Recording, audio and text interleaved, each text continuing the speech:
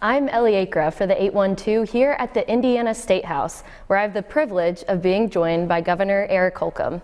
Governor Holcomb, thank you for the opportunity to talk with you today and for having us. Well, good to be with you, Ellie.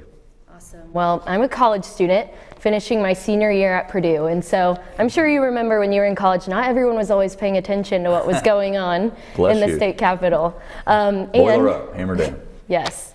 In southeastern Indiana, some of our audience does not get Indianapolis news. They usually get Cincinnati news. So what do you want college students and people who may not get Indianapolis news to know about what's going on in the state?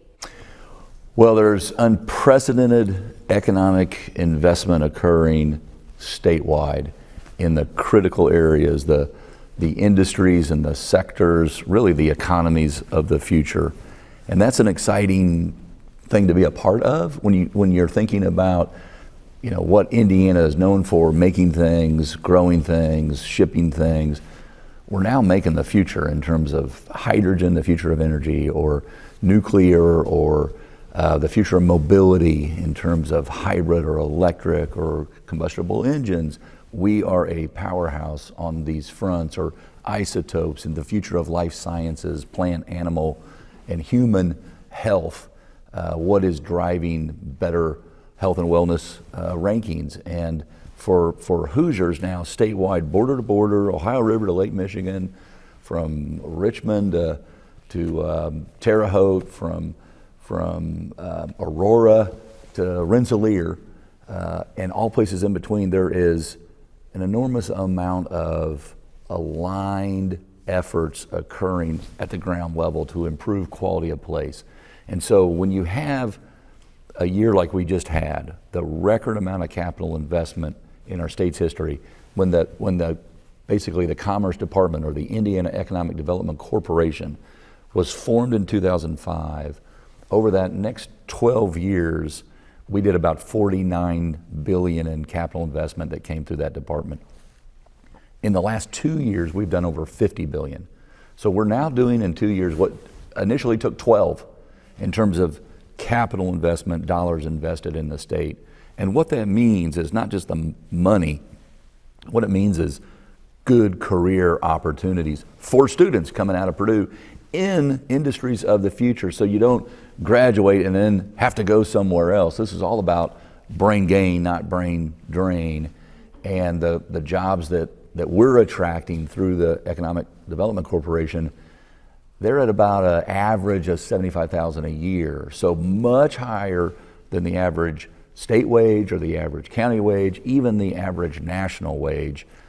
So high demand, high wage career opportunities close to home, which means your dollar goes a lot further than if you were to move to New York or LA or multiple other cities where the cost of living is just higher. So we like to believe that right now, with all these investments going into the local level, the actual zip code to improve quality of place, that's the X factor, or that's the game changer, and why our population is growing while some of our neighboring states are declining. So talent retention, aside from good job opportunities, what else does that look like? What are your priorities for making the quality of place? I think it's talent retention and talent attraction, both. And so we have to grow our own. We have to get folks from Greensburg or Vincennes to realize, to be aware that there are multiple career paths and careers waiting for them right now. And then we have to attract more talent to move here. What we see is once they come here, they like it. They look under the hood, they kick the tires, and they go, this makes a lot of sense. I can grow faster here. And to have the workforce makes all the difference in the world. And so what I would say is we have to continue to invest and tweak our economic development package, how we compete for all these industries of the future. We have to, whether it be semiconductors, microelectronics, pole and crane, much more into front and center of our whole state portfolio, building a hard tech corridor, Indiana University, Purdue University, Notre Dame, Rose-Hulman, Butler, Ivy Tech, Vincennes University. We have world-class institutions and adult training programs. Going to to a world-class university is not for everyone, especially not for everyone right now. But there is a pathway to a career where you can be making $75,000 a year with the right credentials or certificates, and you can get that coming right out of high school. So we'll put a lot of effort on how we make sure our economy is built to stand the test of time and win. Secondly, we'll continue to make investments in our workforce, in the health and wellness of individuals, and then third, and the education and training skill levels. And then third, we'll continue to focus on community development. That's roads, rail, airports, water and air, broadband internet connections, every which way, trails, every which way we connect and improve that quality of place. That's that cycle that continues to retain and attract. Speaking of infrastructure, in 2021, you announced Link 101, connecting Markland Dam to US 50.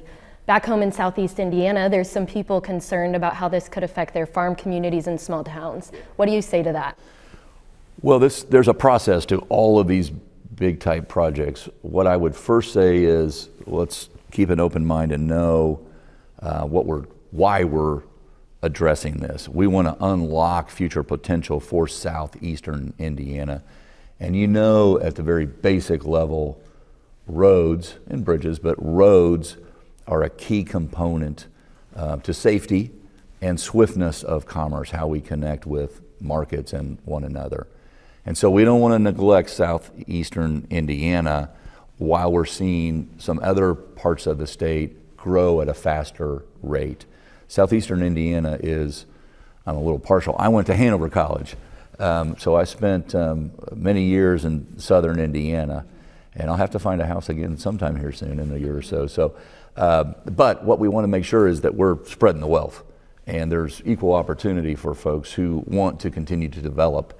And through the legislative process, we had not just the will, but the ability to go into southeastern Indiana and say, how do we unlock this corridor more so? Now, the important part for folks is to understand and what they've seen on the ground is there's a process when you do a major road, either improvement, adding lanes, or a brand new connection through unbuilt territory, be it through a farm or a person's property.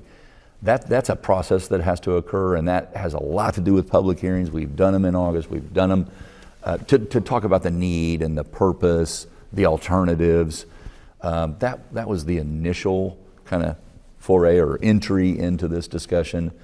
More so in November. There'll be more next year a couple times. So folks will be able to hone in on the alternatives that's being discussed, whether it's add lanes, the routes, over the course of next year. And I would suspect it'll play out like it always does, but it'll be kind of late 2024 when folks have when all those different alternatives are narrowed into this is more of what a recommendation would look like for a route. And but public input is paramount. This is design. The thought was the why is all about how do we grow together, and that is tethered to the public's input. You've been governor during some very interesting times in not only state history, but our nation and world history. Look no further than the COVID-19 pandemic. But what do you want Hoosiers to remember you by? I mean, aside from being at Gamebridge and watching Purdue beat Arizona, the Wildcats, the #1 team ranked in the country, but I'm focused on March, so I won't get ahead of myself.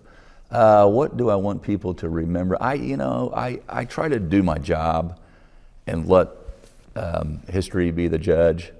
I try to stay grounded and not behind the desk. I try to stay out. There's a famous philosopher, Indiana Jones, who once said, if you want to be a good archaeologist, you got to get out of the library. And I really subscribe to that notion of learning in the field. And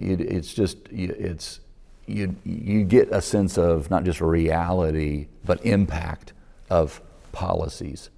And you get a lot of really good common sense recommendations and suggestions, and they get incorporated into what we do in this building. This is the people's house. So I hope people would remember me as accessible, very transparent.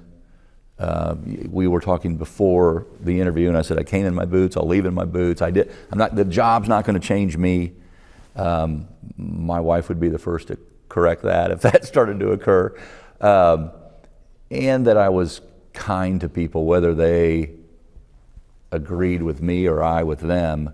I still have a lot of respect for everyone's perspective or opinion. And there's a little bit of let's prove it can work, because we live in this very polarized time, and I want to show that there is another way or an alternative.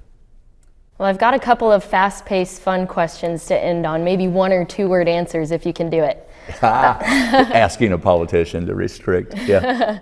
First one, what word would your staff use to describe you? Steady.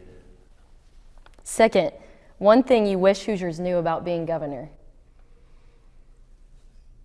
You get more out of it than you give, but that doesn't mean you're not working your tail off. Favorite food in Indiana? Breaded tenderloin. Had one yesterday. Was it good? I could say that most days, but yes, yes, it was. Yeah, extra cheese. When you were in college, did you envision you'd be governor? Furthest thing from it, yeah. Favorite Indiana college? Well, Hanover, it's my alma mater. I was born, and my father went to Purdue. My mother went to Indiana State, and I chose the Promised Land, Hanover College. Favorite event in Indiana? Indy 500, but there's a lot of events on the front row, kind of nudging for pole position, but the Indy 500 is special to me. It's where, I have not probably shared this, but I try to go out to the track on my birthday and just take it all in. When's your birthday? It's in the beginning of May 2nd. Yeah. So there's things the sun is coming up, and all the different resources and inventory is starting to move in, but it's not too busy. And at night when the sun goes down, it's a pretty special place. Awesome. And I'm a Greensburg native, so what is your favorite part of southeastern Indiana, not talking about Freudenfest? Oh, yeah. Well, yeah. I mean, who can beat the dachshund races? I was just talking about racing. And the Brauhaus, and probably, look, I eat my way across the state of Indiana, and some of the best cuisine we offer is in southern Indiana. My folks were from Vincennes, so after the Navy, I lived in Vincennes. So very familiar with southeastern and southwestern Indiana. But I would say all the friends I have is my favorite part of spending time. And there's just some of the world's best views. This is one of them in southern Indiana. Me and my pup just kind of taking in a southern Indiana view. Awesome. And what's next? Don't know by design. Next year is next. And I've always been a firm believer in do the job you got, and the next one will take care of itself. It's worked so far. Well, thank you, Governor. It was an honor to get to talk to you today and to get to share with the 812 audience what's going on and a little bit more about you and the State House up here in Indianapolis. So we really appreciate it. I can't wait to see what's next for you as well. It'll be big. Awesome. Well, reporting for the 812 from the State House, I'm Ellie Acra.